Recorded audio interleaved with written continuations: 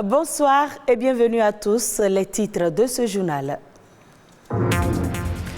Incursion dans le quotidien des personnes chargées d'assurer la sécurité des engins à l'entrée de certaines institutions, centres commerciaux et même les marchés. La garde de moto est une activité en plein essor au Bénin.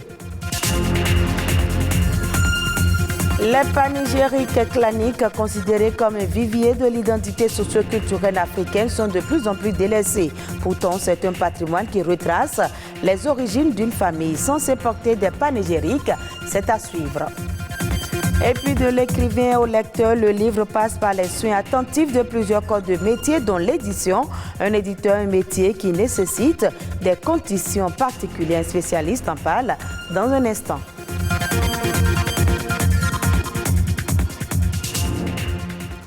Les gardes vélo, un des métiers de la débrouillardise né à la faveur de l'essor des centres urbains au Bénin de nos jours. Il constitue une source de revenus pour les personnes qui s'y adonnent eu égard aux multiples services rendus par cette corporation aux usagers de la route.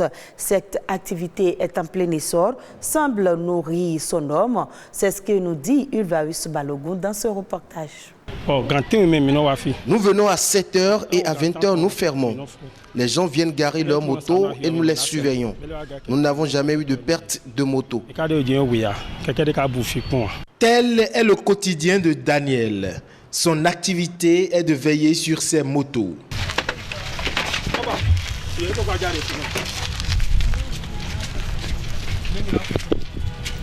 À Cotonou et dans quelques villes du Bénin, il n'est pas rare de voir des espaces aménagés pour accueillir et assurer la sécurité des motos. Avant, nous surveillions les motos sans ticket. Quand les clients finissent de vaquer à leurs occupations, ils payent. De plus en plus, avec l'affluence de la clientèle, nous avons loué cet espace pour mieux veiller sur les motos. 250 à 300 motos, parfois plus. Le nombre chaque fois grandissant de motos à ces postes de garde vélo augmente le chiffre d'affaires des promoteurs. Cette activité permet aux jeunes qui s'y investissent de subvenir à leurs besoins. Cette activité est très rentable. C'est une bonne activité. Tu payes 100 francs toutes les fois que tu nous confies ta moto de jour comme de nuit. C'est par cette activité que nous payons le loyer, l'emplacement pour le garde vélo. Nous assumons les besoins de notre famille. C'est un métier qui est un peu difficile, mais c'est bon. Ça nourrit dans ma question. Bien que cette activité génère de bons revenus aux acteurs de ce domaine, ils font également face à des difficultés. Cette activité est très difficile. Quand tu assures la garde d'une moto, la crainte de la perdre est permanente. Voyez mes paumes de main. Elles sont sèches. Pire, les béquilles des motos nous déchirent les pieds. C'est pénible.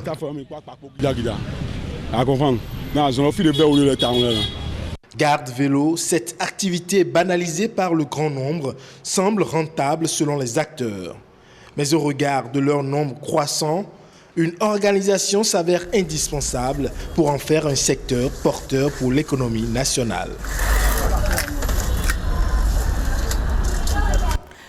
Aussi vieux que le monde, le panégyrique clanique est considéré comme un des viviers de l'identité socio-culturelle africaine, plus particulièrement béninoise.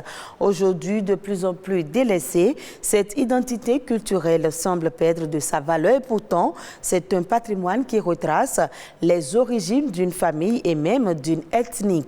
Sens des panégyriques claniques et importance dans ce reportage.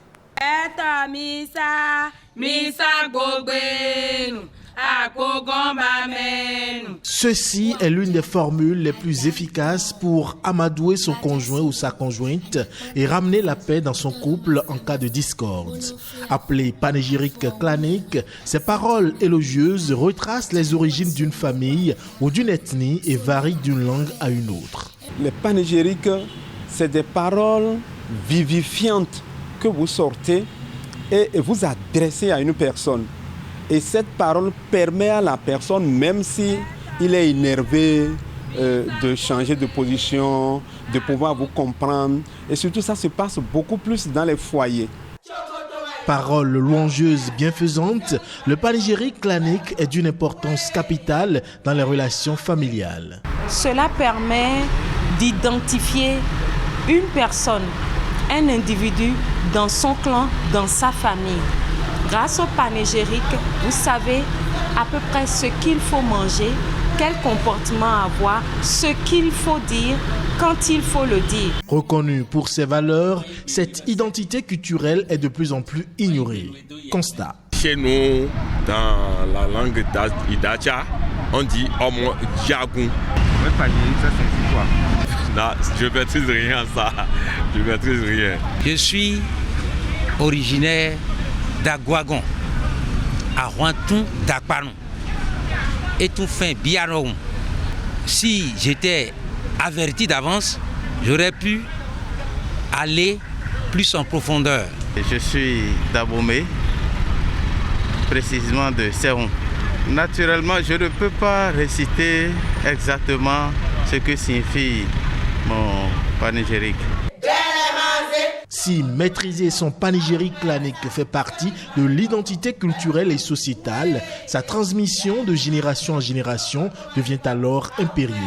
Chaque fois qu'une maman a la possibilité d'informer, de chanter les louanges de cette famille dans laquelle elle est arrivée, elle participe déjà à la transmission de cette tradition, de cette richesse-là. Aujourd'hui, à l'école, c'est possible également d'insérer la communication sur les panégyriques en milieu scolaire, dès la base, c'est-à-dire dès le primaire.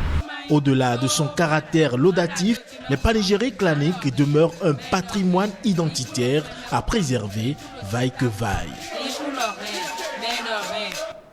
Je l'annonçais dans les titres, il est un interlocuteur de l'écrivain le plus proche d'ailleurs. L'éditeur est en quelque sorte un professionnel du livre dont la fonction est d'encadrer la sortie d'un ouvrage en veillant aux différentes étapes de sa conception. Il est considéré à la fois comme un lecteur et un promoteur de livres. Ce travail nécessite du savoir-faire particulier.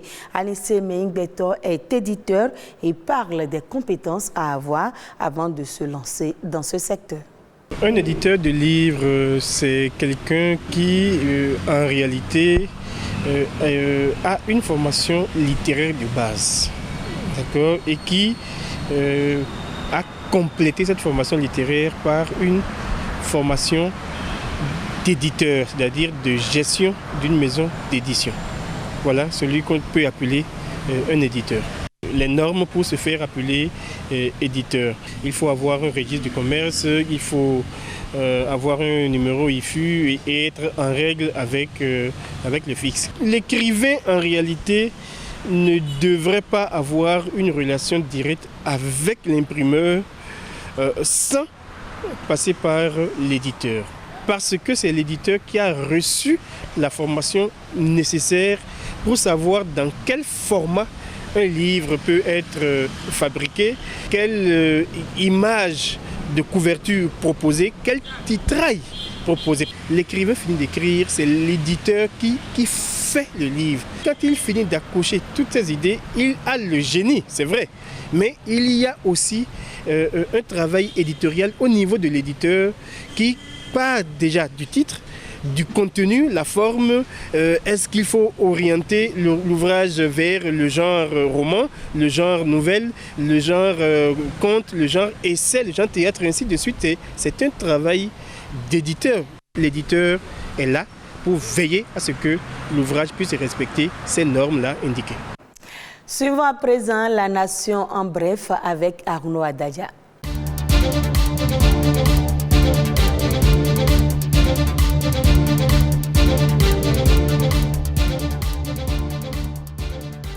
Plus de poissons à pêcher sans autorisation dans les eaux béninoises. Les marins béninois se sont engagés dans la lutte contre la pêche illicite dans les eaux du Bénin depuis 2019. Ce patrouilleur, capable de parcourir 200 km, assure donc la veille sur les eaux sous juridiction béninoise.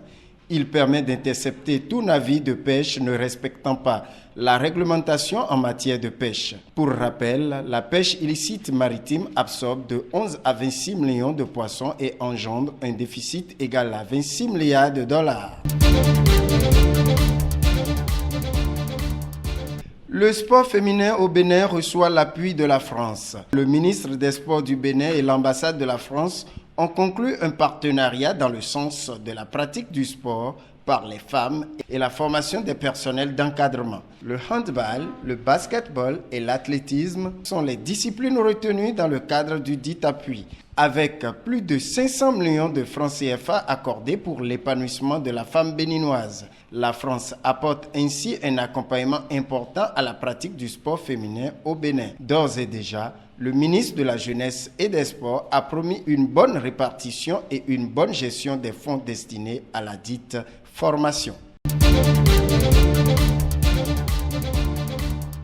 Les agents des forces armées béninoises ont à nouveau mis en terre pour la 33e édition de la journée de l'arbre 3200 plants de cocotiers. À cette mobilisation est bien la preuve que l'armée n'est pas là que pour la guerre, mais qu'elle peut également contribuer à la protection de l'écosystème et au développement. Ce geste des hommes en uniforme contribue à la protection de la côte béninoise contre l'érosion côtière. Tout comme à Cotonou, le même geste a été fait dans plusieurs localités des départements du Koufo et du Borgou avec la mise en terre respective de 7600 et 5000 plants.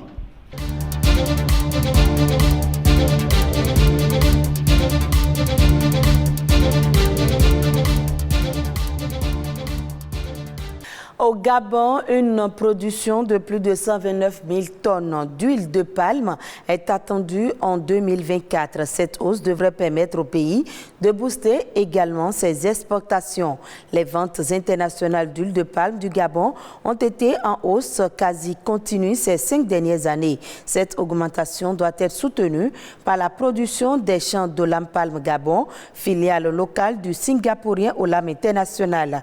La production des plantations du programme Graines va contribuer aussi à l'atteinte de ces objectifs. Les autorités espèrent ainsi pousser la croissance du secteur agricole dans un contexte de diversification de l'économie. Le palmier à huile représente l'un des piliers du développement de l'agriculture au Bénin.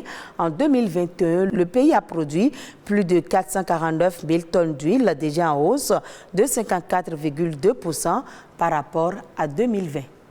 Et ce sera tout pour ce journal. À revoir sur le www.ortb.bj. Merci de nous avoir suivis. Très bonne suite des programmes de BB24.